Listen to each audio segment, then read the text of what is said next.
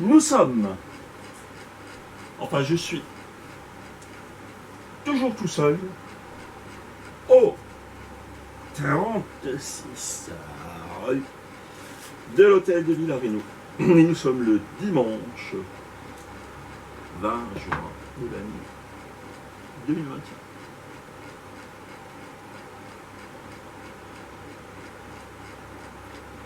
Quoi de neuf? Philippe Stocker, cible particulier, a fait un selfie. Lieu, la salle blanche de la bibliothèque Keller à Strasbourg. C'était le 6 novembre 2019 avec un monsieur qui s'appelle le Fabrice Arfi. Qui est Fabrice Arfi? Fabrice Arfi, c'est le premier reporter du pôle enquête de chez Mediapart. C'est le monsieur qui dévoile dans l'entre-deux-tours Ségolène Royal, Nicolas Sarkozy, un document qui a été donc signé et d'abord contesté comme étant un faux par Nicolas Sarkozy. Un document qui dévoile un transfert de fonds de 25 millions d'euros en espèces et valise. La corruption.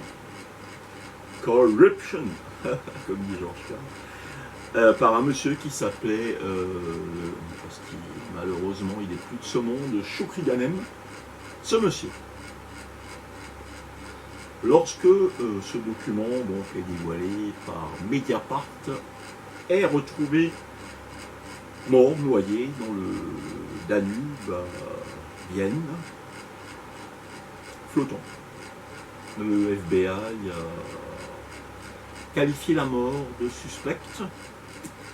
Cela dit, on a vu des gens qui s'étaient suicidés avec les mains liées dans le dos.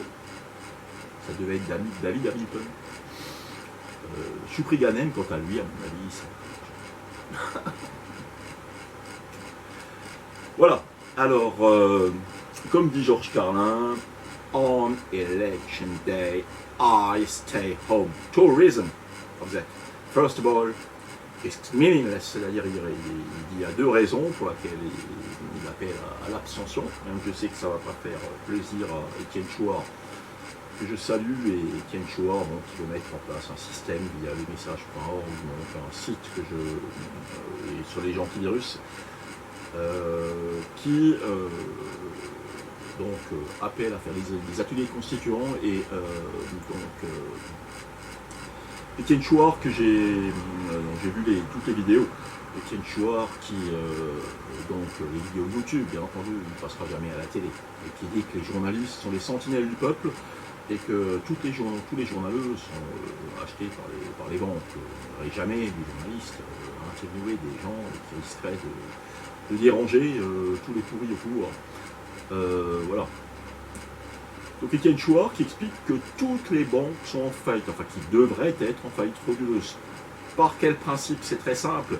Lorsque vous déposez 10 000 euros en espèces dans une banque, la banque peut prêter jusqu'à 80 000 euros. C'est donc une pyramide de Ponzi, tout comme celle qu'avait créée Bernard Madoff. Ça veut dire que si tout le monde veut récupérer son pognon en même temps, le système craque. It's a bank crack, comme la Lehman est tombée en 2008. Lehman Brothers, qui a entraîné donc la chute de Bernard Madoff, qui avait monté une pyramide de Ponzi qui prêtait à 10%, tout le monde lui avait fait confiance. Il a été qualifié de l'escroc du siècle. Alors, que dire de plus, sinon que toutes les banques devraient être en faillite frauduleuse, on laisse faire. Un coucou au service des impôts. Le Célestat, j'ai essayé de les joindre, j'arrive pas à les joindre, appuyer sur 1, appuyer sur 2, appuyer sur X, appuyer sur Y, et puis on est éjecté. J'aime les impôts, leur clairvoyance, leur multitalent, leur polyvalence. Ah oui, je les aime. Ah oui, je les aime. J'aime aussi ma petite Sassène, qui sait combien je l'aime. J'en ajoute pas, j'en fais pas des tonnes, mais j'espère surtout que je n'oublie personne. Le lèche-botte blues, je fais le lèche-botte blues. Alors, les services fiscaux ont mis un ATD sur tout ce que je peux avoir comme truc. Alors, à mon avis, plutôt que de chercher l'argent chez le petit, question ouverte, qu'en est-il des 2,2 milliards que la Société Générale s'est auto-octroyé dans l'affaire Jérôme Kerviel, et dont la députée Isabelle Attard demande d'aller chercher le pognon. Et le ministre Sapin, à l'époque, dit « Ah non, nous n'allons pas enfreindre. Il serait peut-être temps d'aller chercher le pognon chez les riches. » Et d'arrêter de taxer le petit, d'autant plus que c'est vous qui me devez du pognon. Puisqu'en 2019, j'ai loupé 3 mois de RSA. C'était Morgane Forgenel, l'assistante sociale d'Hirstein, je la nomme expressément, me dit il faut l'avis de non-imposition, comme je ne l'avais pas envoyé à temps parce que je savais que je n'allais pas en payer. C'était vers le 3 ou 4 janvier, j'envoie un courriel, on me dit vous l'aurez en juin. 3 mois de RSA, 3 fois 497 €.